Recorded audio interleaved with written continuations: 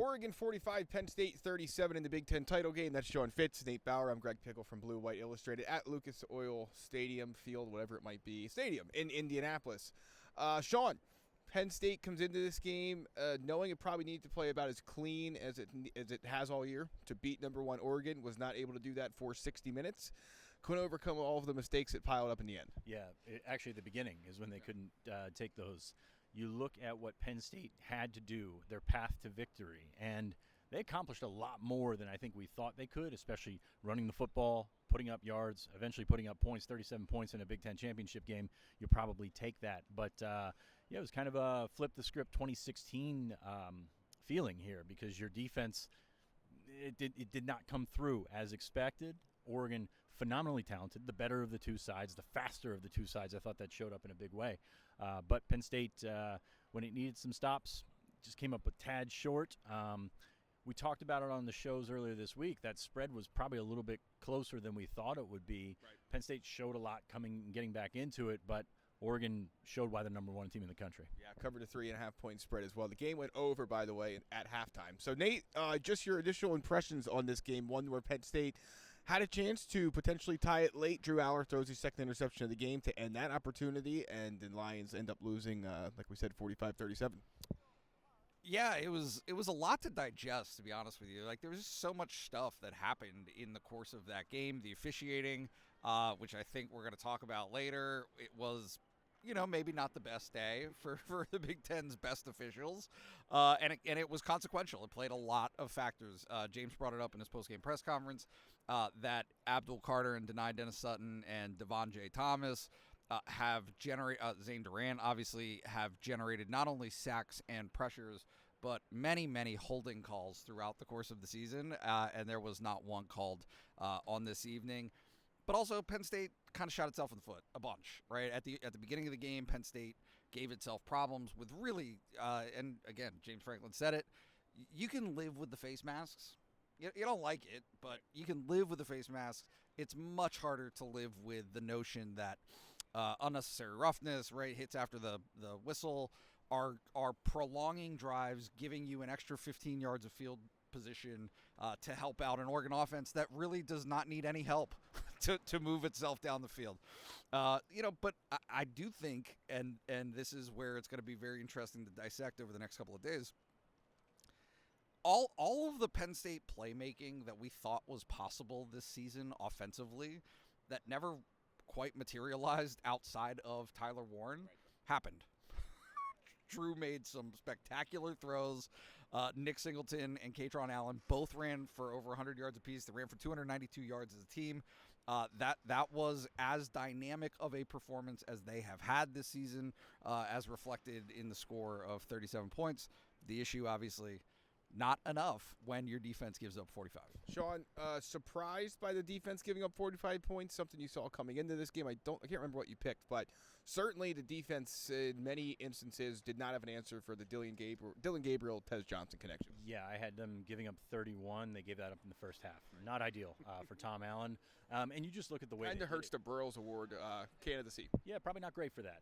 Will Stein probably should be up for that. He was terrific. Oregon's offensive coordinator, not just using the speed to get into space, but just scheming things open that were, it wasn't even a speed game for some time. You think about that, I believe, second touchdown for Oregon, guys standing by themselves. You talk about Dylan Gabriel as not a dynamic playmaker, but a terrific facilitator, and then taking it on top of that, using Tez Johnson, who, as fast of a guy on the football field as I've seen probably since KJ Hamler. That guy accelerates at a different rate. And it showed tonight against Penn State's defensive backs. And I thought the second and third levels of Penn State's defense really kind of let them down. That was tough to see. Yes, they did get some stops. They got back into it. The special teams was not terrible outside of a missed field goal by Ryan Barker that was not close. But it was really interesting to look at this team, look at what we thought we knew about this team, and then all of a sudden the offense comes in and sort of turns it on its head. Right. You're not expecting those kind of outputs. I think would they end up yards per carry, 8.5 or something like that, with Allen, with Nick Singleton, who was very big off the bat, with Drew, with Bo, who almost got a touchdown in here. So, that gives you some sort of confidence going into whatever seed they may be for the playoffs. Should be a home game, I would think. But it's the offensive line. It is that scheme. I thought Andy Kotelnicki called a really good game. And we talk about in the big games how they've puckered up. And that's been regardless of who is calling the plays. That wasn't the case. Even when they were down 28-10, I'm like, I can deal with this offense. Like this is something that is moving the football. You know, you found some holes in Oregon's defense. You exploited those holes. It wasn't just Tyler Warren. Got a little bit from your receivers. End up not enough in the end. They threw the pick right here to Trey Wallace down at the end. So you would like to see some more playmaking there, but I think they got the best of what they had available to them, and that includes guys like Nolan Rucci stepping in. That includes that offensive line that really over the last couple of weeks, not very good the last couple of weeks, and they just kind of turned it on its head against the number one team in the country. Did not see that one coming because Oregon, a really good defense as well. So these two defenses coming in, very, very highly regarded nationally. They both ran into kind of a buzzsaw, and unfortunately, Oregon made a couple more plays in the end, and that's what you've got with that the Big Ten champions. Yeah, in less than 12 hours as we record this, so whenever you might be watching it, it'll be sooner. College football playoff selections will be revealed at noon on ESPN. Nate, the mood in the I'm not sure what the mood was over in the main interview room, but the mood in the players' interview room was essentially one of, we beat ourselves in this game. Yep. And we can't let it basically turn into another loss whenever they get back on the field, wherever they get back on the field. That was the vibe in that room, and I think they're all well aware of the fact that this game was at times there for the taking, and they weren't able to take it. Yeah, I think it's going to be interesting, and certainly you're not going to fault Penn State, James Franklin, the players for thinking or coming out of this game feeling frustrated by their own mistakes, but also maybe energized in a way of, look, if Ohio State and Oregon aren't two of the better teams in college football this season, I don't know who is. Right. So these are really good opponents. Is it frustrating for Penn State to come up on the losing, like bottom line, the losing end of these decisions? Absolutely. Is it something that has to be corrected for its next opponent, whatever that is, whether that's hosting a playoff game or being on the road, whatever the situation is, whoever they play, you can feel that no matter how good that opponent is, that Penn State will be able to play with them. But what I don't know, and I think has to be answered by this program, is can they win? Right? Can they win the game? Like you can only do so much of like kind of feeling good about the fact that you've acquitted yourself, right? Like you've played well enough to prove that, you're right there. You are one of the best teams in the country too. That Penn State is in that club. It's fine to be in the club, but at some point you have to be able to pull out that type of win, and obviously Penn State wasn't able to do that today. Sean, final thoughts? Yeah, the encouraging thing about that is you look across college football at the teams that can be beaten, and it's all of them, really. And it's not one juggernaut at the top. This is the number one team in the country. I think they're fantastic. I also think that they have holes, and you can potentially find them, whether it's Penn State, whether it's somebody that can give them trouble. Boise State, who is going to be in the playoff as well, gave them trouble at the beginning of the year. So I don't want to get into, you talked about the officiating. You talked about Penn State beating themselves because I think Oregon was the better side. Where you're kind of left down by this Penn State side is the things that they can control. You mentioned the penalties. Face mask, whatever. I mean, you reach out, you grab a face mask, it happens. A personal foul on a touchback. I've never seen something like that. Venga Iwane pushing somebody's head into the turf. I've seen that, but not illegally like that. So these are the things that they need to control. And then on the execution end of it, much better execution on the offensive side of the ball, tackling an issue once again. If you look back at that first half when Oregon was snowballing that game and almost putting it out of reach, Penn State's tackling was abysmal in the sense that, I believe the second drive, they've got a run to the left. Kobe King comes right over top of him. 2nd and 10, no, he gets away. Fresh set of downs, first down.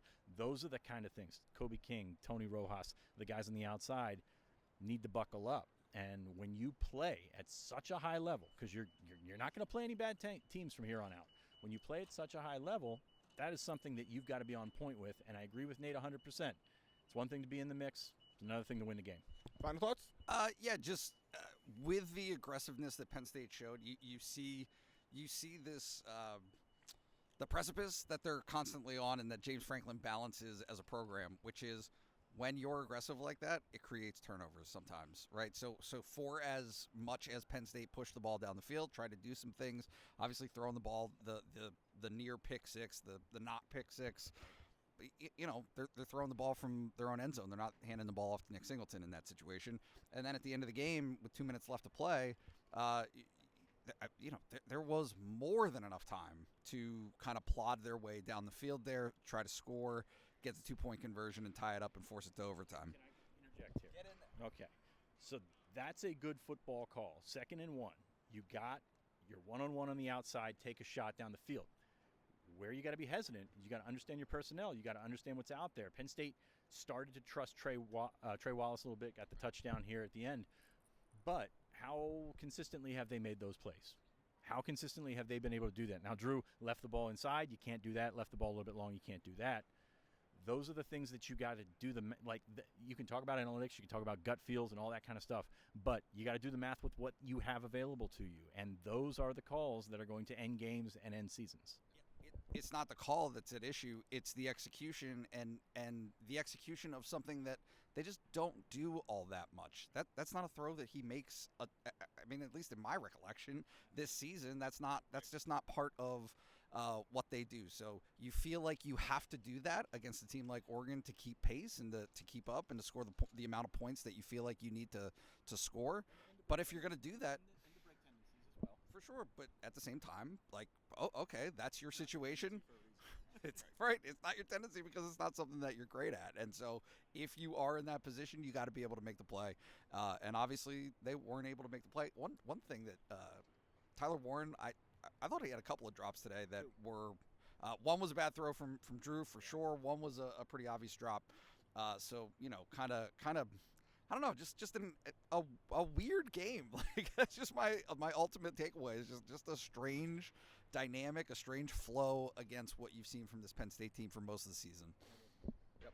An entertaining game, which is fun, and I think you're going to have to, in the college football playoff, win entertaining games with a lot of points. I am more encouraged by Penn State after this game because they were able to go out there and score points, and you saw them score points through the year or through the season, but today was different. They went out and they had to do what they had to do. Again, very 2016 feel to this, and we know that the weapons were different at that point, especially in the outside, but when you can string together a couple scores in a row, get some stops in between, and that's the big thing. The defense has got to step up and really, I guess, re-gel, get themselves back to where they're at. Right. Then you're dangerous in the playoffs. So I'm more encouraged coming out today. Nobody's going to take that, you're mad about the loss. I get it. But number one team in the country, Penn State, showed a lot by getting back into it. And I think they showed that in the playoff, they're going to have an opportunity to beat some teams. I couldn't agree more, Sean. That's Sean Fitz, Nate Bauer. I'm Greg Pickel from Blue White Illustrated. Stay tuned as we will have a complete Selection Sunday coverage as Penn State finds out where it will be in the first 12-team college football playoff at noon on Sunday. We'll talk to you, I guess, probably on Sunday, maybe on Monday or Tuesday. I'm not sure. Sometime this week as Penn State moves forward after losing the Big Ten title game here at Lucas Oil Stadium.